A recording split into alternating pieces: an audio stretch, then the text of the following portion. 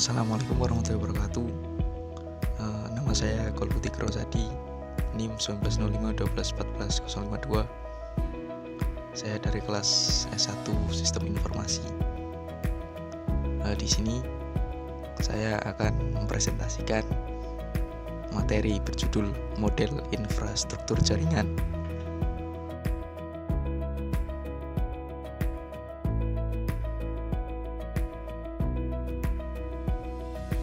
Sebelum itu, kita akan pelajari tentang pengertian jaringan komputer dan sistem terdistribusi. Untuk pengertian jaringan sendiri itu dibagi menjadi dua, yaitu pengertian jaringan lama dan juga pengertian jaringan baru. Untuk pengertian jaringan lama sendiri yaitu jaringan komputer, himpunan interkoneksi sejumlah komputer otonom atau mandiri. Jadi di sini maksudnya pengertian jaringan lama itu cuma membahas tentang komputer, ya baik itu otonom atau mandiri yang saling terhubung dalam satu jaringan. Nah, untuk pengertian jaringan baru, yaitu jaringan komputer adalah sebuah kumpulan komputer dan peralatan lainnya yang terhubung dalam satu kesatuan. Nah, di sini perlu digarisbawahi adanya kalimat peralatan lainnya. Jadi di pengertian jaringan baru ini, jaringan tidak hanya melulu tentang komputer, tapi tentang perangkat lainnya seperti mouse, keyboard, tapi dalam artian wireless. Nah, itu sudah termasuk jaringan. Selanjutnya yaitu pengertian sistem terdistribusi. Sistem terdistribusi adalah suatu sistem perangkat lunak yang dibuat di atas sebuah jaringan. Perangkat lunak lah yang menentukan tingkat keterpaduan dan transparansi suatu sistem jaringan. Perbedaannya, keduanya terletak pada perangkat lunaknya, khususnya sistem operasi, bukan pada perangkat kerasnya. Pengguna sistem terdistribusi tidak menyadari terdapatnya banyak proses dalam sistemnya. Jadi sistem terdistribusi ini itu merupakan suatu jaringan yang servernya itu tersebar. Jadi tidak hanya terpusat dalam satu server. Jika satu server mati, maka bisa tergantikan oleh server lainnya. Contohnya yaitu Google. Nah, Google ini memakai sistem terdistribusi, yaitu servernya tersebar di seluruh dunia. Ada yang di San Francisco, ada yang di New York, ada yang di Singapura. Nah, contoh lagi Facebook. Facebook ini memakai sistem terdistribusi milik akamai.net. Nah, jika salah satu server Facebook mati, maka akan digantikan oleh server lainnya dan dilihat dari jarak terdekat dari orang yang mengakses server tersebut.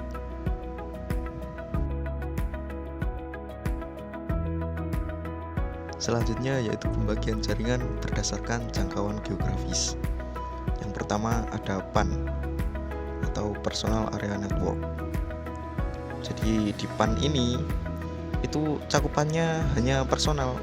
Jadi apapun milik kita yang terhubung dalam suatu jaringan itu masuk dalam PAN atau Personal Area Network. Nah, contohnya tadi misalkan kita punya mouse wireless, nah tersambung melalui Bluetooth dengan laptop kita. Nah, itu sudah bisa dinamakan PAN atau Personal Area Network. Yang kedua yaitu LAN, Local Area Network. Nah, LAN ini cakupannya hanya sebatas satu ruangan, jadi satu lokal. Nah, contohnya yaitu koneksi antar komputer dalam satu lab atau satu kampus, nah, masih satu lokasi. Nah, itu sudah bisa dikatakan sebagai LAN atau Local Area Network. Yang ketiga yaitu MAN, Metropolitan Area Network. Nah, Metropolitan Area Network ini cakupannya itu satu kota.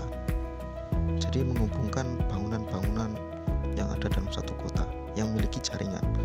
Nah, contohnya itu sistem e-resource yang dimiliki oleh suatu kota. Jadi misalkan pemerintah kota tersebut menerapkan suatu jaringan yang digunakan untuk mengakses data-data tapi yang khusus milik kota tersebut. Nah, itu sudah bisa dikatakan sebagai MAN atau Metropolitan Area Network. Selanjutnya yaitu WAN, Wide Area Network. Wide Area Network ini cakupannya itu sudah seluruh dunia. Nah, contohnya yaitu server Google yang bisa diakses oleh semua orang di seluruh dunia.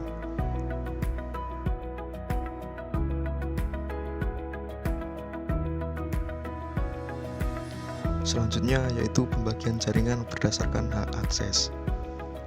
Nah, ada dua. Yang pertama internet dan juga intranet. Internet ini jaringan yang bisa diakses oleh publik. Jadi semua orang bisa mengakses jaringan ini tanpa melalui virtual private network ataupun yang lain. Nah, jadi jaringan milik internet ini bisa diakses oleh umum tanpa memerlukan persyaratan apapun. Nah, selanjutnya yaitu intranet. Intranet hanya dapat diakses oleh kalangan internal. Nah, jadi tidak sembarang orang bisa mengakses intranet ini. Biasanya mereka menggunakan virtual private network untuk mengakses intranet. Jadi kalangan-kalangan tertentu saja yang diberi akses VPN tersebut untuk mengakses suatu intranet, contohnya dalam perusahaan.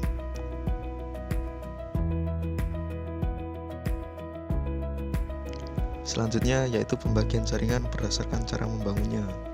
Yang pertama ada ad hoc. Nah, ad hoc ini adalah suatu jaringan yang dibangun secara spontan dan tanpa perencanaan. Contohnya ketika kita meminta hotspot dari teman kita. Nah, kita tidak merencanakan, tidak memasang kabel, tidak menyusun server. Nah, tinggal di tethering atau menekan tombol berbagi wifi, berbagi data. Nah, otomatis teman kita sudah terhubung dalam suatu jaringan. Yang kedua ada infrastruktur. Nah, infrastruktur ini itu jaringan yang sudah terencana pembangunannya. Ada server, ada kabel-kabel, seperti itu. Nah,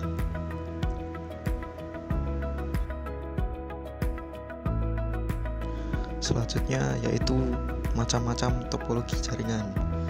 Yang pertama ada topologi bus, yang kedua ada topologi ring, yang ketiga ada topologi star, yang keempat ada topologi mesh, yang kelima ada topologi extended star, dan yang keenam ada topologi hierarchical.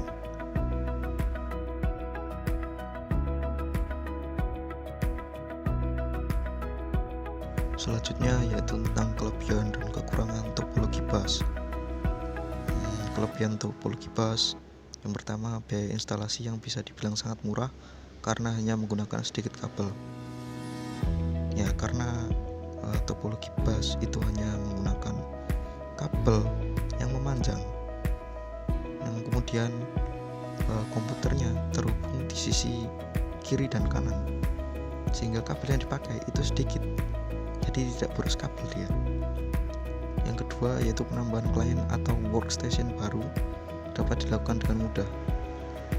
Ya, karena bentuk topologi bus yang memanjang, jadi untuk menambah klien atau workstation itu tinggal menambahkan di sisi kiri dan kanannya. Nah, selanjutnya topologi yang sangat sederhana dan mudah diaplikasikan. Ya, karena menggunakan sedikit kabel dan juga penambahan klien dan workstationnya mudah. Jadi topologi ini sangat sederhana dan sangat mudah sekali untuk diaplikasikan. Selanjutnya yaitu kekurangan topologi bus. Jika salah satu kabel pada topologi jaringan bus putus atau bermasalah, hal tersebut dapat mengganggu komputer, workstation, atau klien yang lain. Nah, karena topologi bus itu kabelnya memanjang, ibarat selang itu jika putus maka sudah tidak bisa mengalirkan air lagi. Nah, seperti itu contoh topologi bus. Yang Yang kedua, proses sending, mengirim, dan receiving menerima data kurang efisien. Biasanya sering terjadi tabrakan pada topologi ini. Selanjutnya, topologi ini sangat jadul dan sulit untuk dikembangkan.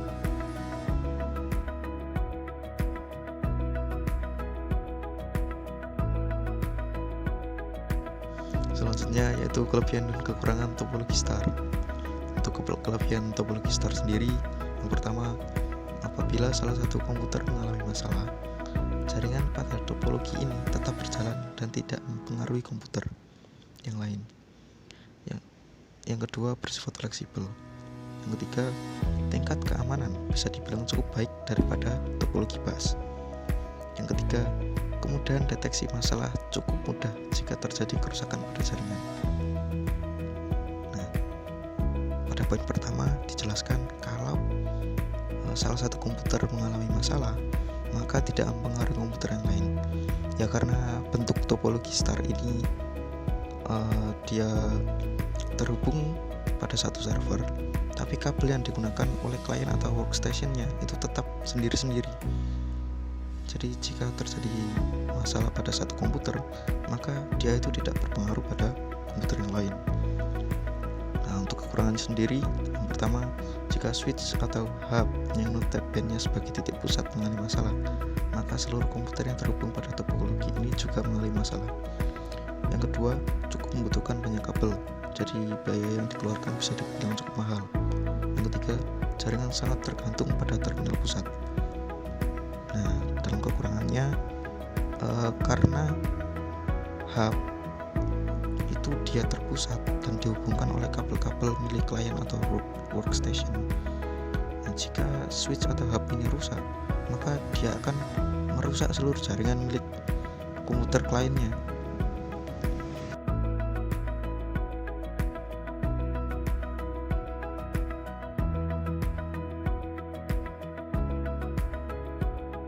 Selanjutnya yaitu kelebihan dan kekurangan topologi ring. Kelebihannya yang pertama, memiliki performa yang lebih baik daripada topologi bus. Yang kedua, mudah diimplementasikan. Yang ketiga, konfigurasi ulang dan instalasi perangkat baru bisa dibilang cukup mudah. Yang ketiga, biaya instalasi cukup murah. Jadi bentuk dari topologi ring ini dia melingkar, namun tidak ada switch atau hub di dalamnya. Jadi langsung komputer, klien atau workstation itu dibuat melingkar dan dihubungkan dengan kabel-kabel.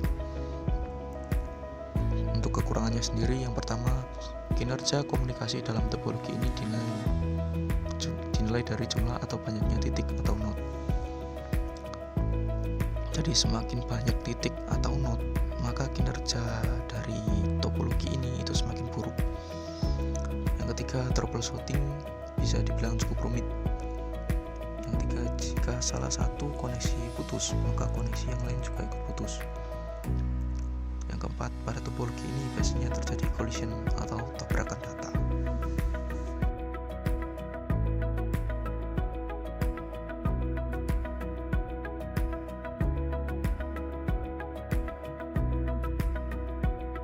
Selanjutnya yaitu kelebihan dan kekurangan topologi mesh. Untuk kelebihannya sendiri, yang pertama, jalur pengiriman data yang digunakan sangat banyak, jadi tidak perlu khawatir akan adanya tabrakan data atau collision. Nah, bentuk dari topologi mesh ini sesuai namanya mesh, yang berarti acak-acakan atau kacau. Jadi komputer itu dibuat acak-acakan, lalu kemudian dihubungkan oleh kabel-kabel yang acak-acakan. Nah, yang kedua, besar bandwidth yang cukup lebar. Yang ketiga, keamanan pada topologi ini bisa dibilang sangat baik. Selanjutnya yaitu kekurangannya. Yang pertama, proses instalasi jaringan pada topologi ini sangatlah rumit. Ya, karena bentuknya yang acak-acakan, maka instalasinya itu rumit. Perlu menghubungkan komputer ini dengan komputer lain yang pada posisinya itu memang acak-acakan. Selanjutnya yaitu membutuhkan banyak kabel. Selanjutnya, memakan biaya instalasi yang sangat mahal dikarenakan membutuhkan banyak kabel.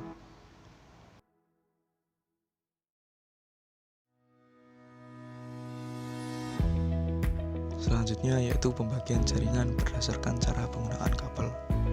Yang pertama ada wired network atau jaringan berkabel. Contohnya ya seperti pada topologi tadi, yang dalam menyambungkan jaringannya perlu menggunakan kabel-kabel yang sangat banyak. Yang kedua ada wireless network atau jaringan tanpa kabel. Contohnya yaitu Wi-Fi, Bluetooth, infrared, dan lain-lain.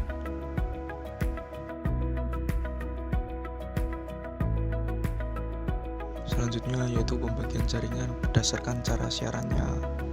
Yang pertama ada unicast. Unicast ini itu jaringan yang siarannya itu satu ke satu. Jadi satu komputer ke satu komputer yang lainnya. Yang kedua ada multicast, yaitu jaringan yang cara siarannya itu satu ke grup atau lebih dari satu. Jadi untuk satu komputer, kedua komputer, ketiga komputer. Nah, selanjutnya ada broadcast. Broadcast ini suatu jaringan yang siarannya satu komputer ke seluruh komputer. Jadi semua itu tercakup dalam siaran broadcast ini.